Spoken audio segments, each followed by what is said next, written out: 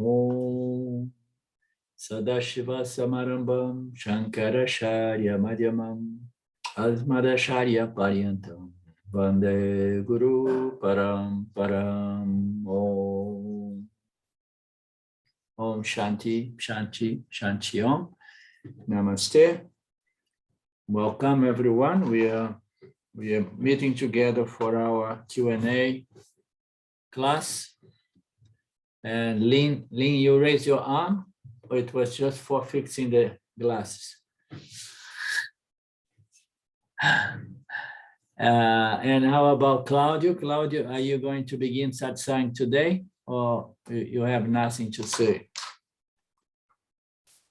I'm still there reflecting on what we talked these weeks about Jivatma intellect, and little by little it's clarifying it. I see again the last satsang because it was very interrupting, but the recording is good, so I hear it again and it clarifies me a lot.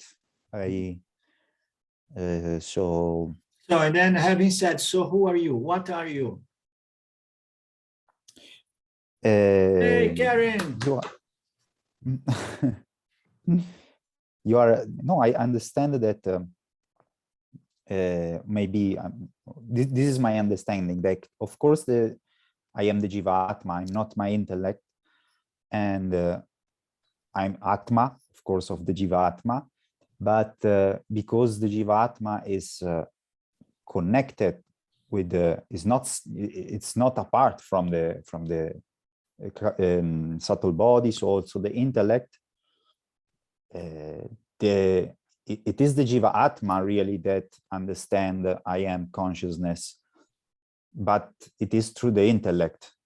So it's not really separate, but the intellect, of course, is only an instrument, we can say, no? It is, I mean, it's very subtle subject to define what is the Jivatma. And I often in the past have said that the best representation of the Atma, the reflected Atma, reflected consciousness, the best representation of what we consciousness are manifest as I am, is the intellect. So there was a period of time I was saying that the Jivatma is the intellect, which is equal to consciousness, reflect as I exist, I am.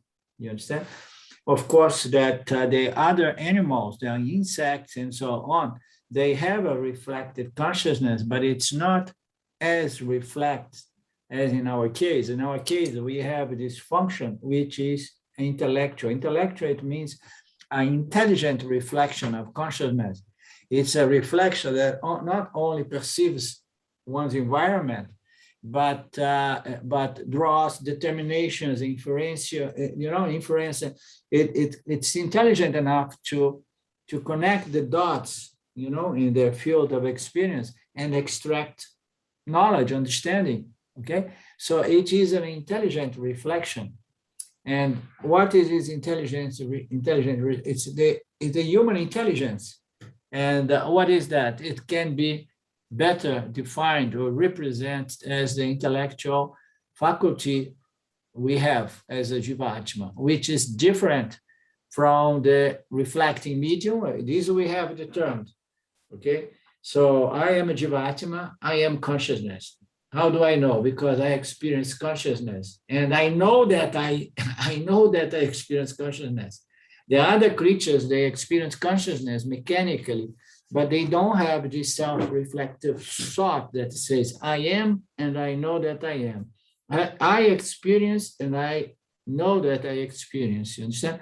So we have that, and that aspect of our Atma, our manifest consciousness in duality, is better represented by its highest function in our subtle body, which is not really, it's not the medium, but it's related to the medium because it depends on the medium, and the quality of the medium is going to affect this intellect. The intellect is I am, I exist, and I know And then from there, we can go and explore the world and try to extract good knowledge from this interaction with the field in our surround.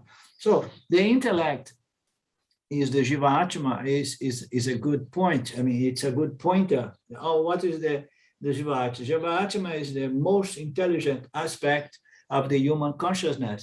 So as we know, the ego is not very smart in general because it's too much caught up with its self-image.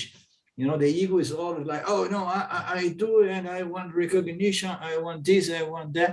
So the ego is not very intelligent, but it's there to respond and to respond with actions. The intellect is the one who is going to dictate to the ego to say, oh, don't do that, okay, because it's not smart, it's not wise to do that, you know. So the emotional center of this Jivatma is also very reactive, you understand? Depending on the temperament of each one of us.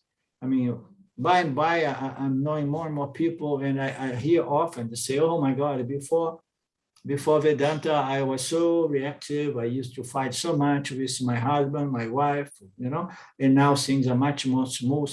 So most everybody have this overreacted mind, which reacts to the stimulus coming from the standpoint of my likes and dislikes, what I want and what I don't want, my way, or we have trouble here, you know, or we're gonna get into trouble because it's my way.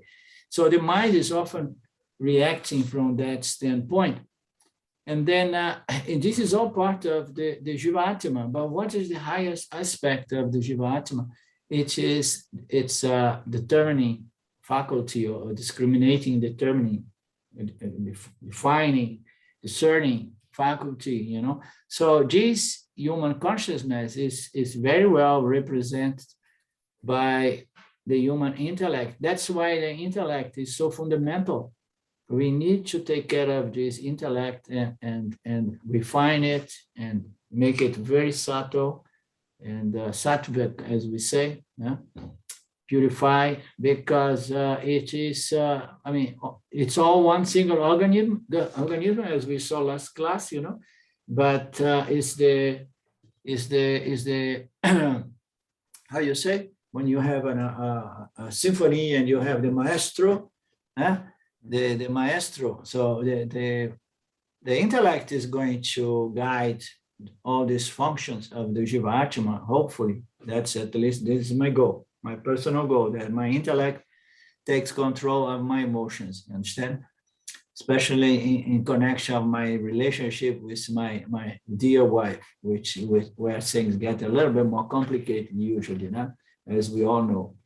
And so the intellect is a good representation of what we are manifest as human beings, you understand? Our conscious reflect consciousness.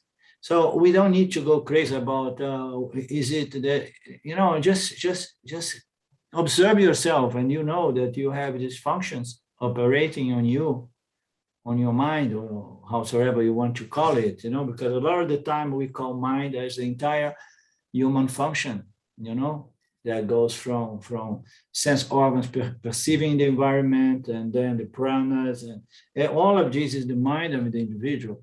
But sometimes we break into pieces, into functions, and then the mind is one aspect, the five senses in another sense, the organs of action is another part, and then the five physiological functions are another part, and then everything is subdivided. So the highest is not by chance that James put it up there on that triad, you know, the intellect is the subtle aspect of the entire Jivatma. Jivatma has a lot of stuff going on there, and none of those functions that belongs to the subtle body or belongs to the Jivatma, none of that can really witness the intellect, but the intellect can witness everything below, you know, witness one's emotions, one's thoughts, and memory system, the ego, and then the functions of the physiological system, and then the receiving aspect of our sense organs. So the intellect is the finest and the most subtle. Therefore, it's a good way to observe, the way I experience the world and so on. And it is what I am manifest. I am manifest as Jiva Atma. And then when this manifestation is clearly and properly mature and developed by the means of association with these scriptures or these spiritual tendencies, we get to understand that this human consciousness is equal to non-dual consciousness, because it's the same consciousness operating in human beings and all other living creatures is the same consciousness, and that's called self-knowledge, the recognition of my non-dual nature. Okay. Mhm. It's very simple. And once you see it simply, we don't need to get much philosophical about all of that, although those questions are very important to clear, understand? So having said so, what are you, Claudio?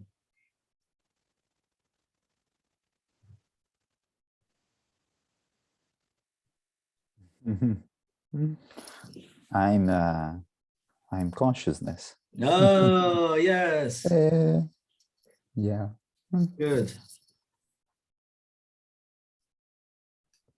Hello, Karen. Long time not hearing from you. Are you doing good? Yes, I was able to take a week at a cabin we have up in Estes Park, and it was very, very sattvic. Yeah. Nice. No running water, just pumping water out of the pump, and Nice. so it's building a fire to stay warm because it's been chilly. But anyway, I'm back. Yeah, it's near the airport up there. No, where our family cabin is in Estes Park is up in the mountains, 5 hours from here, Oh, up above, much different. up above Boulder. I That's thought- where I was. I thought it was in those mountains down near to the airport. Near Carbon Date. There is a similar name, if I remember. Mm, Doesn't matter. yeah, I'm not My sure. memory is no good. Yeah, there's big national park up there in Estes Park, and there was all kinds of elk walking around. They just are everywhere. It's very cool. Yeah. Good. Okay, so anything else, or we go into the 3 states of reflected consciousness? Anything from anybody? Lynn, Mark? Okay. The next stop presented, Elizabeth. We are now, can watch the page. 46. 46, Elizabeth. Thank you, I'm with it. Okay. So the 3 states of human consciousness. So I don't like to call the 3 states of consciousness, because as we know, consciousness does not have states. And then not to say the 3 mental states, it's to reduce the intellect of some sort of mental projection, projector or something. So let's call the 3 states of human consciousness. Lately, I like to call it human consciousness, so that people who believe that human consciousness is real consciousness without knowing that human consciousness is real consciousness. Lynn knows what I'm talking about. It is the same thing, but people start to, superimpose mind on consciousness, and then there is a big confusion out there. So the 3 states of human consciousness. The next stop presented in Tattva Bodha is called avasthatrayam. Trayam. So Traya is a set of three, and avastha means states. And then the three states, it's shown in Tattva Bodha. Avastha maybe experience or state of experience. These are common to all beings and are experienced in constant succession.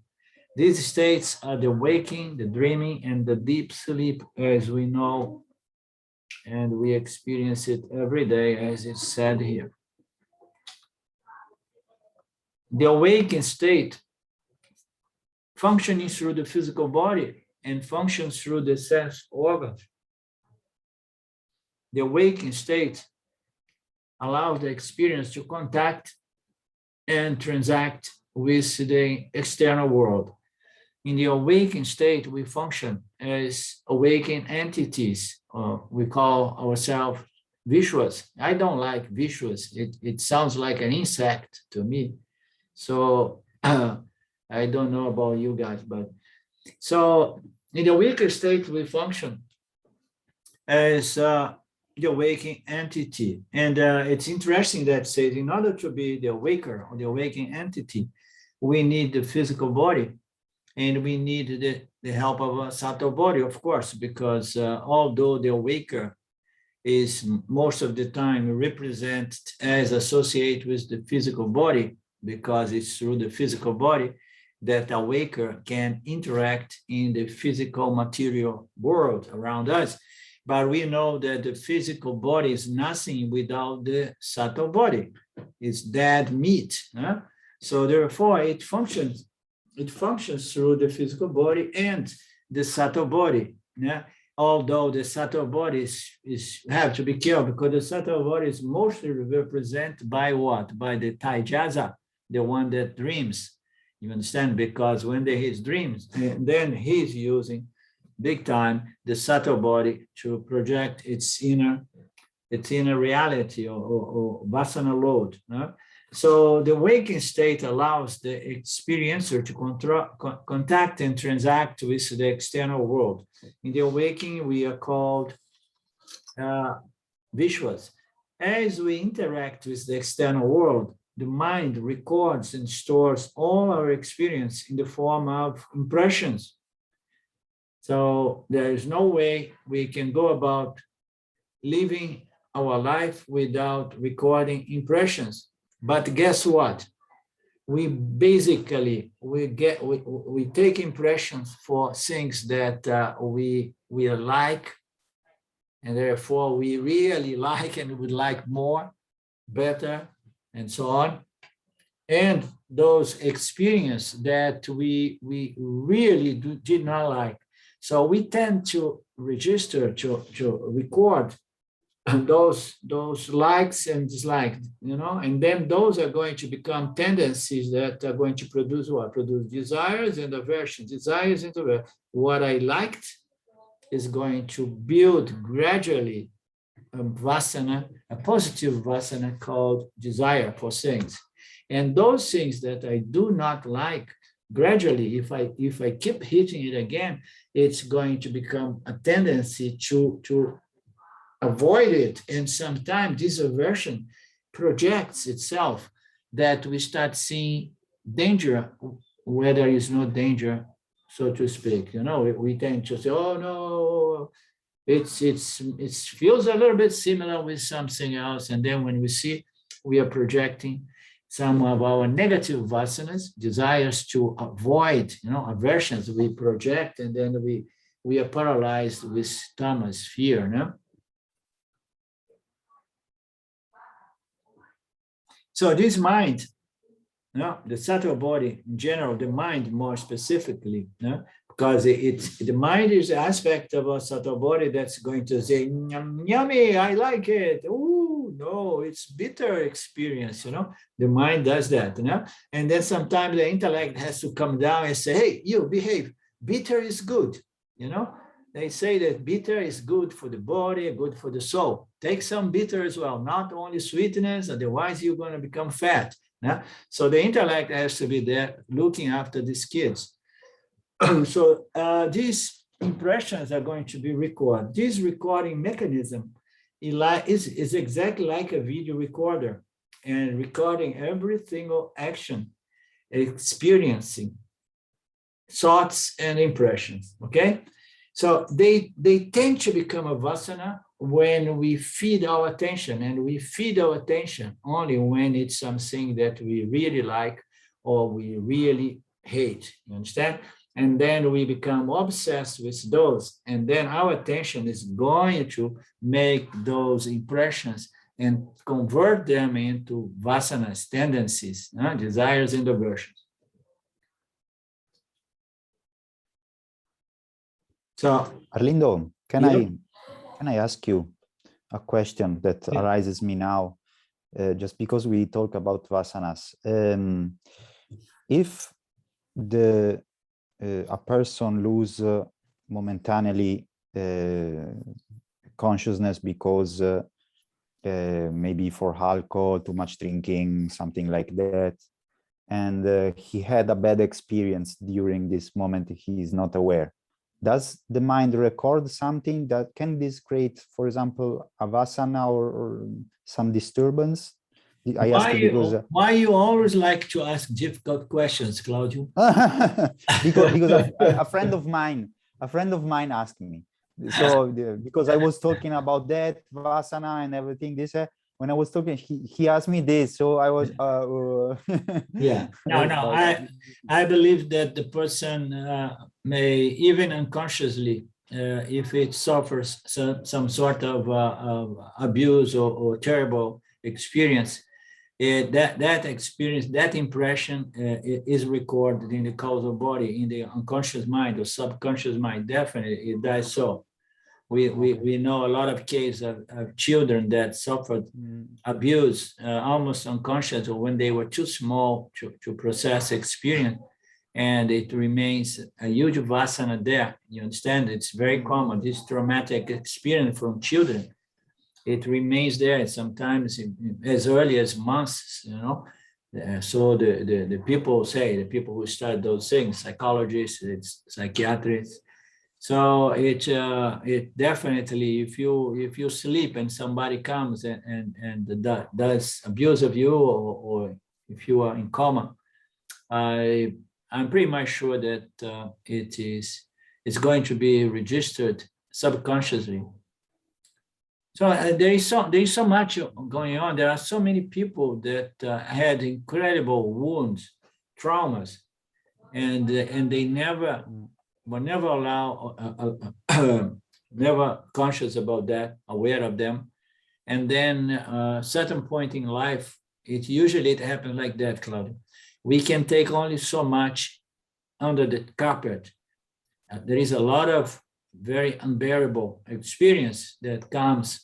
And then when we can't handle it, either because we are too young or because it's too unbearing, you understand, unbearable. And then we push under the carpet, we push under the carpet, we push under the carpet.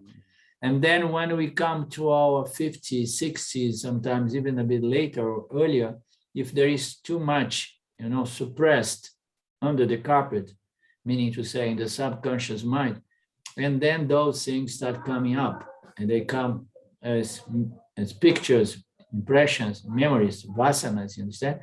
Vasanas, traumatic vasanas of aversion, you know, for some things that I have experienced in the past, and I wish I will never, nobody will ever experience such a thing, you know. So I would say that, yeah, okay. We'll take impressions in any case. We'll record impressions in any case. It's like a recording mechanism, like a video recorder, like in the old days. Nowadays, you would say, oh, it's like a cell phone just recording something. No, it's a video recorder, is more old style, recording every single action. And thoughts, how about that? Thoughts, huh? Because sometimes we develop vasanas that they were built on the thought level. Some people, they develop an unhealthy mind, and then they start thinking of something that threaten them in their mind. No? It's only on the imaginary subjective Pratibhasika level. Huh? You imagine, oh yes, no, it's gonna go. I mean, with this COVID thing, there are so many people. I know people that have no reason to be afraid, and they took all vaccines that come, and they are so afraid they don't move, they don't go outside their home, and afraid that the virus is going to kill them. This is something that you grow here, you build here. So you can record your own thoughts. You're going to record your own thoughts. You repeat something subjectively, you yourself, when you see, you have a huge vasana. And it's not really based on the Vyavaharika level of the waker interact. It's only in the Pratibhasika, but you are developing vasana, thoughts, not only experience in connection with the world as we know, the Vyavaharika, but even vasanas that are going to record mentally, because I repeat those desiring ideas or fearing ideas in my mind, and then I make a huge vasana. The more an experience is repeated, the stronger the vasana becomes, and the more we're likely to continue repeating that behavior, action, or pattern. And this pattern could be a mental pattern, because if the more I repeat an experience, or the more I repeat, some notions or ideas in my mind, you understand? So I'm going to create a vasana that becomes stronger. And then this vasana, it develops a life on its own, that after some time you don't need to think about it deliberately, or you don't need to experience it, really, literally. It's just this vasana is there, when you're there, and then it almost seems that the person has this vasana and it keeps attracting that experience. You heard about that before. Oh, you keep attracting those things. Why you are creating this reality? You seem to be attracting it, because you have it in here as well. You have it out there in your interaction, and it becomes big, becomes strong. And the more we are likely to continue to think and act and have those kind of experience, and that is going to mold our behavior, our character, and the pattern of behavior and our actions, everything. And it's amazing. We are such a biological computer, and we are programmed and moved by vasanas. And then when I say things like that, I know Claudio becomes a little bit upset with me, because he has already determined that he's Atma, the self. And then I come back and I say that he is a biological computer programmed by vasanas. So on our Jiva level, we are just biological computers programmed by vasanas. And then we don't like to hear that, oh no, I have free will. I'm not going to be governed by vasanas because I'm not a computer. No, we are a computer. We are a computer. I remember one time in the very beginning with my contact with Vedanta and James, I told him, oh, I have this vasana and I'm working on destroy it. And he said, oh, don't worry, man. We are all programmed and run by vasanas. I was like, what? What a kind of teaching is this one? The guy comes back to me and says, we are all programmed by vasanas. You understand? Yes. It was a bit shocking, but I understood, and then I kept to work on it, and then I understood, okay, so we are all programmed by vasanas, but there are good vasanas and bad vasanas. There are good vasanas that are going to conduce me to self-knowledge, and then I know that I'm none of those vasanas, I'm none of my thoughts, I'm none of my actions and results and so on, you understand? So we need to have good vasanas work for us. And why? Because I want to live a happy life, and as soon as possible to get out of this samsara game. So I need to have good vasanas, spiritual vasanas, vasanas that are going to make my intellect very sharp until I understand, there is a computer and there is ignorance program everybody, but Ishwara is there with the scripture, say, hey, take my program. This is the good program. I want to have you to have this program because this program is going to free you from samsara. You understand? So we want to be programmed by scriptures because then we are aligned with Ishwara, with its laws, and then we can, live in harmony with its creation. And then mind gets prepared for self-knowledge. And then we know, okay, I'm computer, I'm programmed by vasana, but now I have much better vasanas work for me. And furthermore, I know I'm none of these vasanas. I'm not the good vasanas. I'm not the bad vasanas. I am consciousness. Isn't it like that, Claudio? Yes, it was also a reflection that I doing this week, because I realized that we are, in reality, the way for controlling our body is to control our vasanas through our action, so through karma yoga. So we can say that karma yoga is like a way for programming vasanas because you do action in a certain way, so you can build some good vasana. So in a certain way, we can control our life through the vasana, and we think that we have to control the outside, the external life, but we have to see your vasanas, karma yoga, and then you can really manage something. No? Yeah, I mean, control is not the best word to be used in that context. Yes, exactly. I don't have another. I don't find another. We don't really control our vasanas, but we can do things to the betterment of our vasana. We can improve our vasanas. Okay, we can reprogram a little bit. We can reshape our vasana load. Everybody has a huge load of ignorance in its vasana, vasana load. So we need to start replace some of those vasanas. So we can better, our vasana load, improve it. That we can do, and that's going to make us feel happier. But control, only Ishvara has control over. Yeah, exactly. Yes, because I don't find another word. The three bodies and the three worlds. The important thing that you can do something through the vasana. If you know the vasana, I understood what you're saying, because we can try to improve ourselves or control our behavior in a positive way by willpower or by suppression, but we know it does not work. But then if we follow the program of karma, dharma, upasana, and Vedanta, and then that's going to have a very positive impact on our machinery, on the three levels.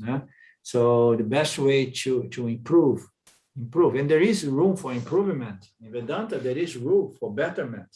You understand? We need to make ourselves a better giver, in the physical and mental, and even on the vasana level. And we begin with what? With the physical body, interact with the physical world, observing and getting in contact with the scriptures. And then we're going to produce a better mind and the better causal body, the body of vasanas. Yeah? Isn't it, Karen? Yes, I was gonna add that part, but you brought that in, that we are here to grow, to try to change some of our bad vasanas, I guess, or grow those into good vasanas, which takes a lifetime, really. Okay, just something more to what you said, Karen. We're here ultimately to recognize our limitless, full, whole, and complete nature. In the process of recognize our whole, full, and complete nature as consciousness, we need to improve you need to make our body-mind complex better, purify, refine it, and so on.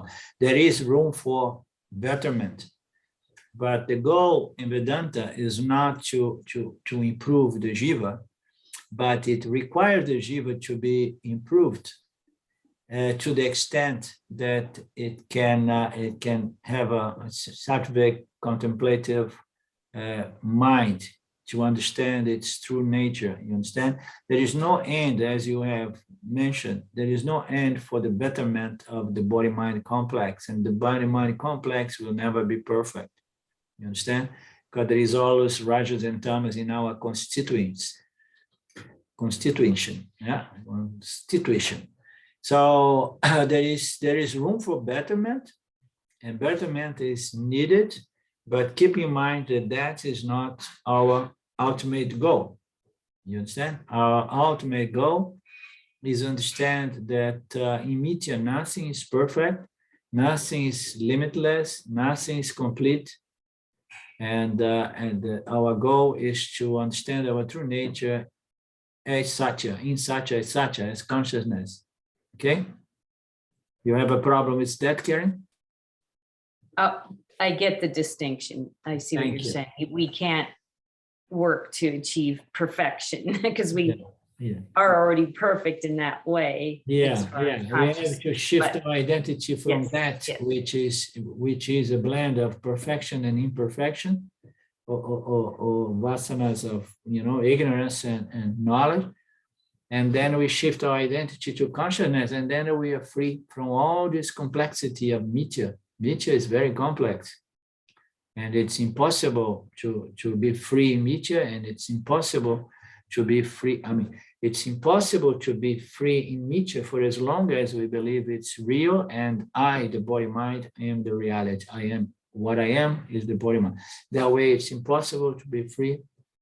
But our goal is to leave this world knowing that here we are not perfect, that I have flaws, I have this, I have that, limitations, but I have understood my true nature.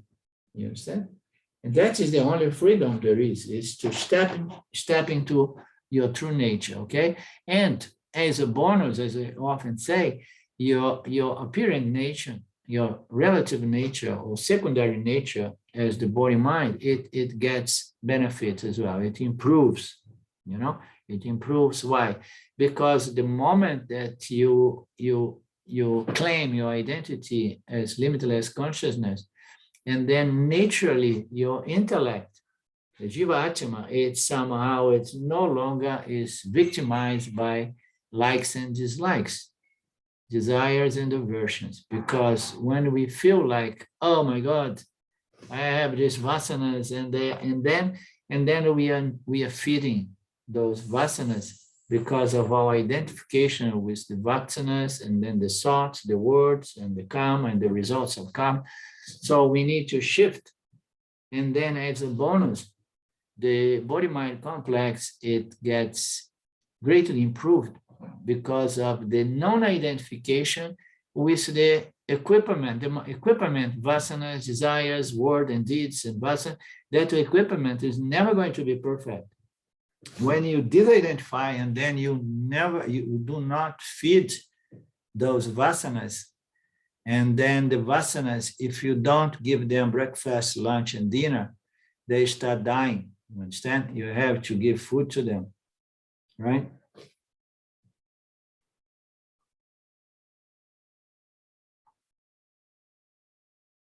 The more an experience is repeated, the stronger the vasana becomes, and the more we are likely to repeat and develop pattern. Vasanas are the grooves in consciousness that influence and shape our interaction with the world. Again, I asked you guys the other day, what is the meaning of the word grooves in this context here? The grooves. Grooves, like on the old records, when you played the vinyl record, it has the grooves in it. That holds the information of the song. That's okay. What it's referring. The grooves. It's carved in there, carved in our psyche. Okay. Yeah, I was going to say, Alindo, grooves are like valleys. They're like little valleys. Okay, as well. Okay, that holds, holds a Yeah, passage like of little water, for valleys. example. Okay, and I'm sure that there are many different meanings, yeah, for this word.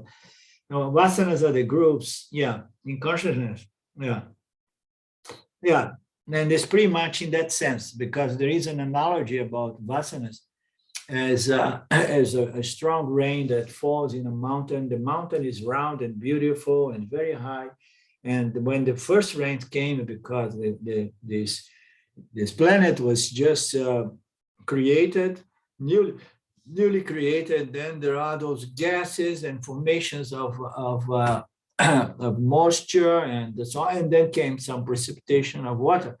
And then when it falls there, it had no way to go because everything was nicely and round like that. But it fell, and then some water went on different directions, and then gradually there was a grove being built in the mountain.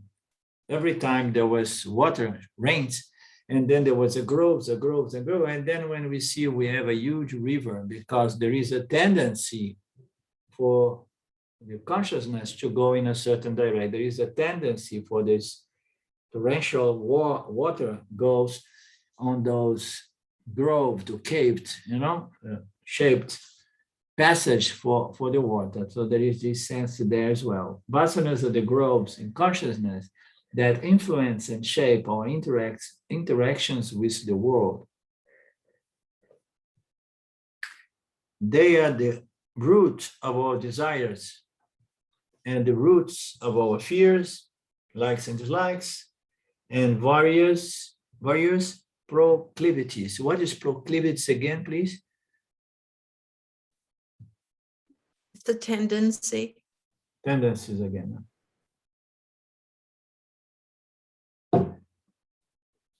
So anything else about vasanas? So I have some vasanas that I don't like. So if anybody is interested, I send it to you by email. And then maybe Shwad is going to loosen them up on me. Okay. So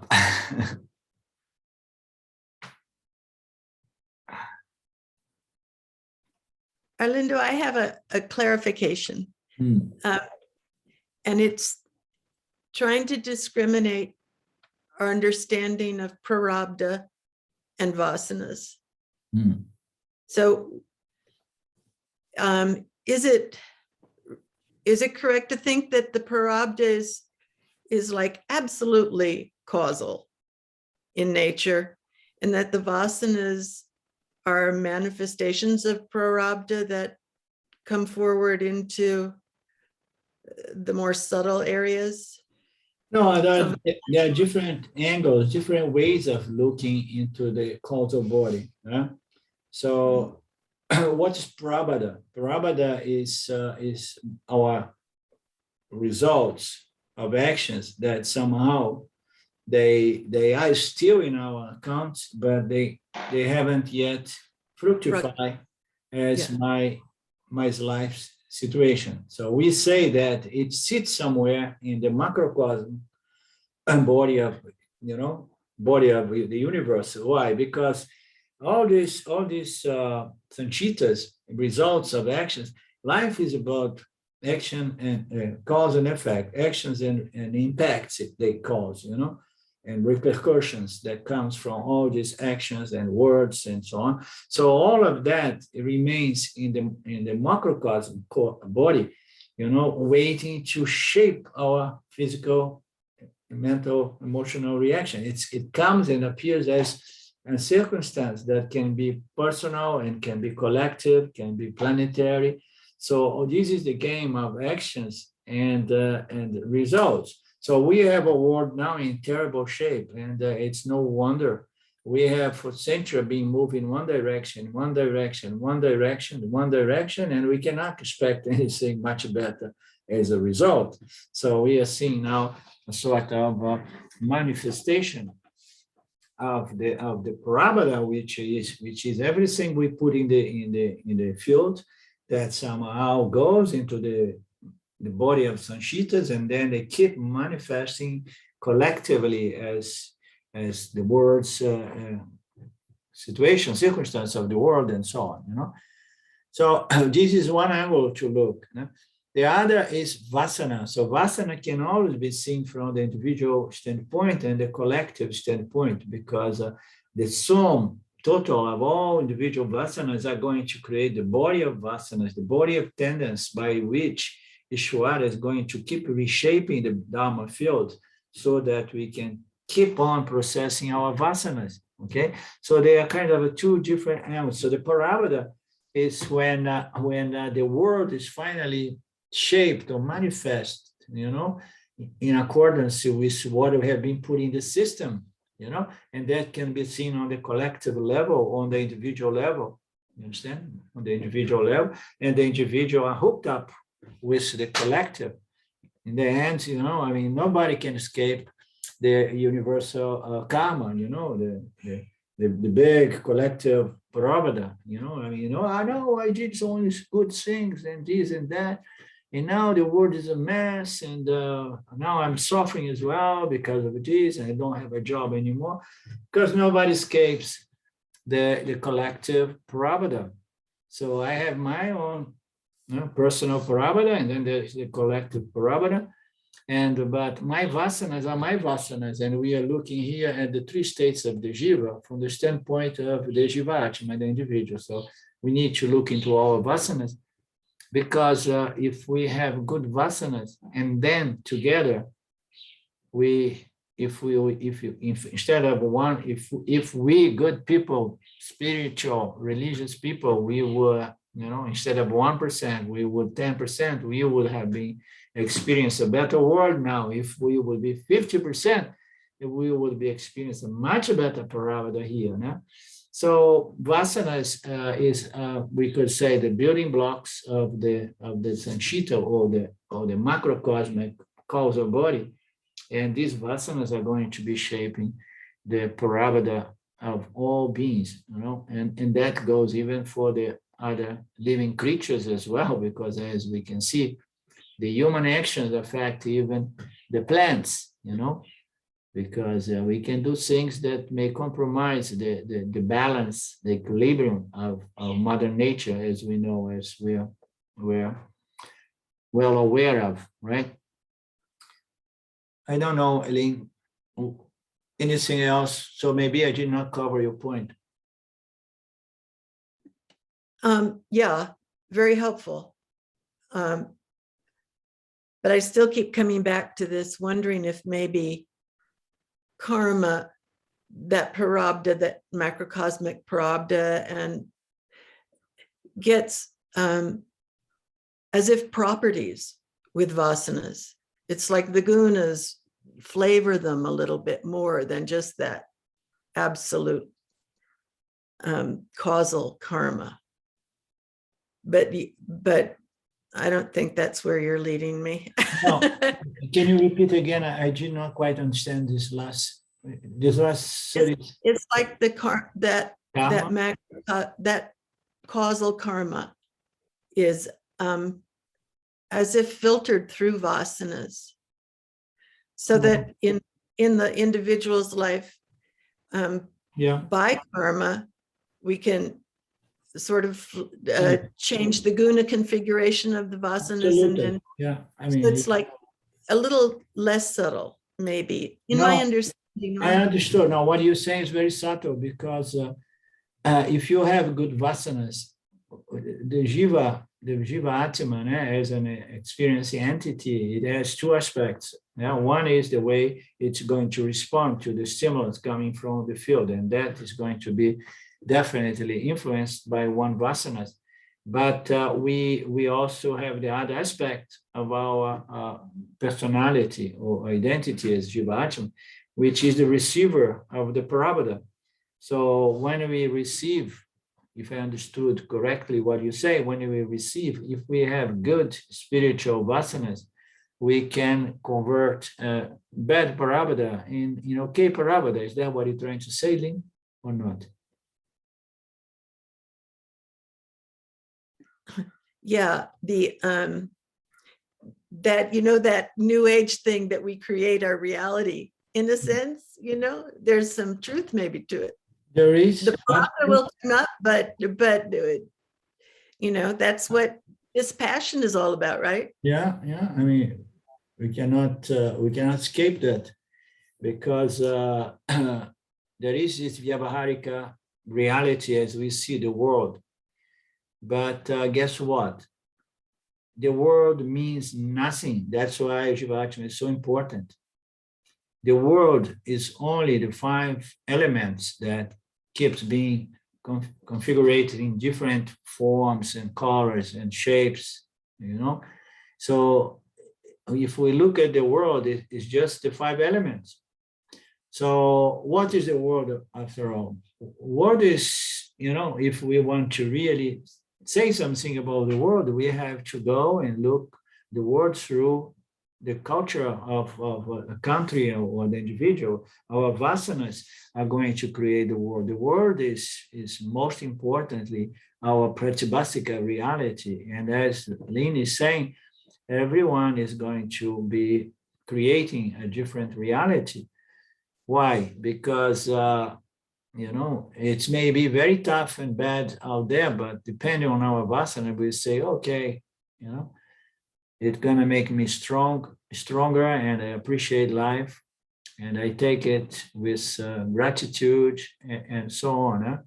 So in a sense, we create it, and sometimes these New Age people, they don't understand the full length of this statement, because we created not only in our pratibhasika level, the way we receive and you experience it, but we also create it in the vyavaharika level. Because if we receive it beautifully, you understand? And then our response are going to be beautiful as well. Because when we don't know how to receive, our response are terrible, because when we respond, we have a disturbed mind. The mind, the body-mind complex is already disturbed because it got some bad paravada, as they say, and then our response is going to be compromised. But if we respond from a good receiving standpoint, and then what are we going to do? We're going to have a positive impact in the Vyavaharika. When you see the Vyavaharika is being transformed, we all know, I mean, all these things about the Vedic culture, about the Kali Yuga and the other yugas and so on, they are just periods of times in which people become wiser. And then what happened? All that wisdom is going to produce beautiful tendencies, vasanas, and then Ishvara is going to keep presenting the results, the manifestations of all of that. And then there is a lot of sattva, and then we have created. The Jivas are co-creators.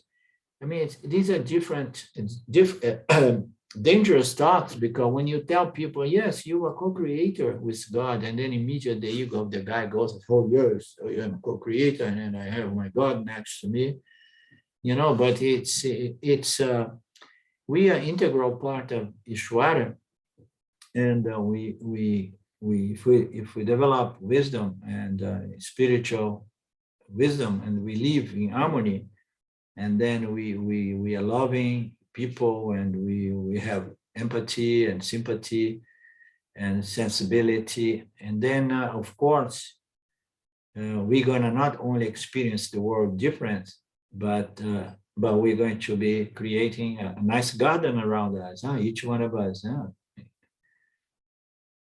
that sense. Yeah, you always sometimes think of the setup as being against you, but actually it's beautifully set up just for your fullness. It's a great design. Yeah, it is. It's sometimes it sounds like strange design, but it is what it is. Imagining, and we see it. You see it. It's enough to look into USA nowadays. So every big empire, everything that goes up comes down. And when it goes up, everybody is focused and alertive and working. And, there is a lot of sattva and rajas to build something.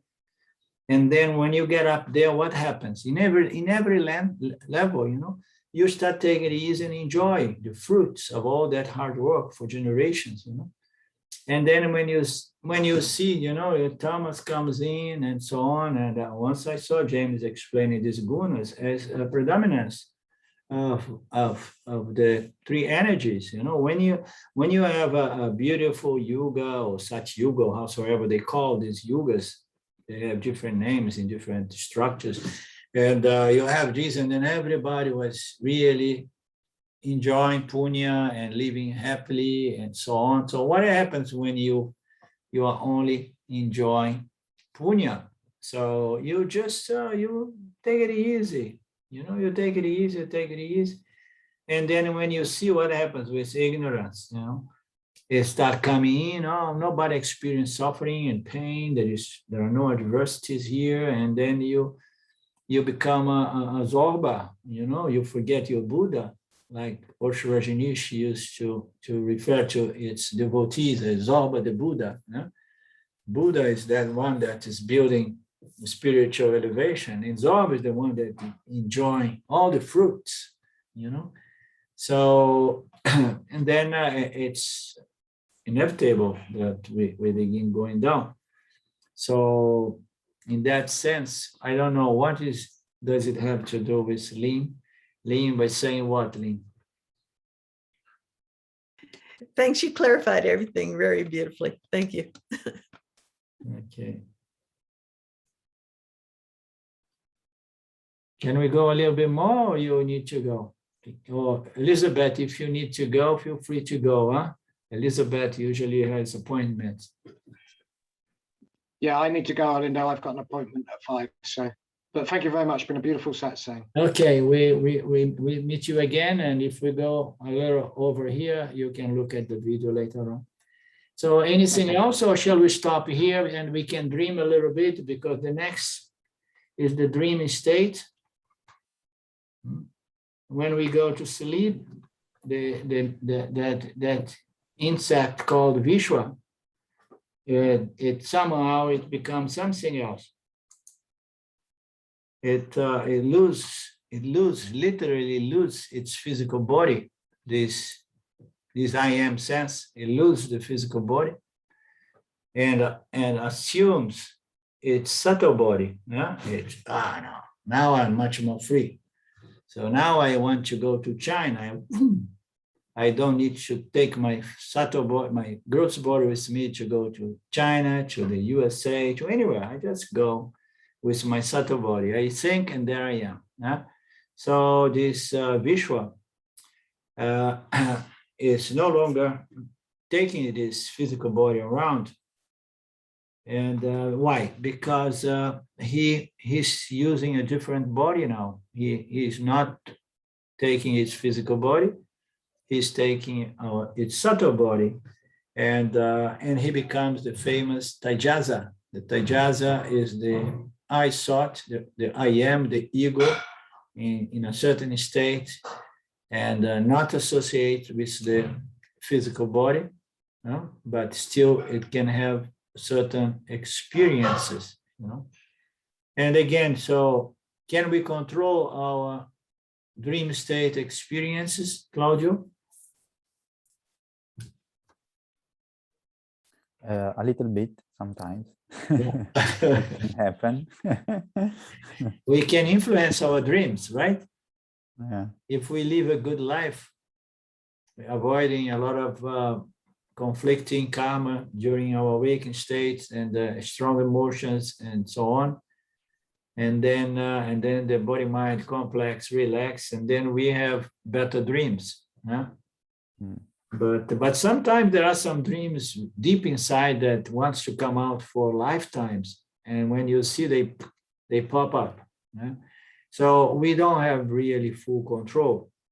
So when the Vishwa disappears, and then we have the Taijasa, the ego that dreams, And sometimes this ego surprises us, doesn't it? Isn't it? Sometimes I get surprised. We say, oh my God, look at this guy.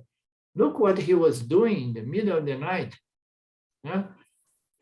This is strange. I mean, a long time I did not see you behaving that way. Why did you do that? Why you want that again? Did you not learn your lesson yet? So the dream states, you never know. It's a box. Sometimes there are some surprising vasanas there, just popping and manifesting and creating the field of experience in which it can fulfill its desires. And sometimes it is what? It is a negative vasana that says, no, I mean, I don't want it, boom, it projects it. And when you see you are there in a dream, terrible things happen to you, and you are trying to run, and I could never run fast in a dream. I try to run, and the running is always too slow. And then when the big thing is going to eat me up alive, and then I wake up, thanks God, and then I become the Vishwajano again. That's the good thing about the dreamer. So you never really die as far as your Vishwa. Our identification with the physical body ceases, and the external world disappears. What we experience in this state is our internal world. You see, we have our internal world. So we have our own reality, our subjective pratibhasika reality, the way we see the world. And we have it to a certain extension, such an extension that we project it in the dream state, but we project it over the Vyavaharika Avishwara during the waking state. And this is the most amazing thing. The vasana, this shining ability to project, it still remains in the awakened state, doing what? Projecting meaning to the 5 elements, which is fundamentally what the world is. And we keep doing this projection. And why we project it? Because I have been there, and I like what I like, and I don't like what I don't like. So this mind of ours, the Taijasa, it's at work all the time. Only during the deep sleep that he can really rest. Okay, so we begin next week from the dreamy state. I like the Taijasa better. It does not sound like an insect. It sounds like something, more noble. Huh? Okay. Om Purnamada Purnamidam Purnamudachyate Purnasya Purnamadaya Purnameva Vashishyate. Om Shanti Shanti Shanti. Thank you, my friends. Love you. Meet you again soon. Namaste. Arrivederci. Ciao, ciao. Ciao. Ciao.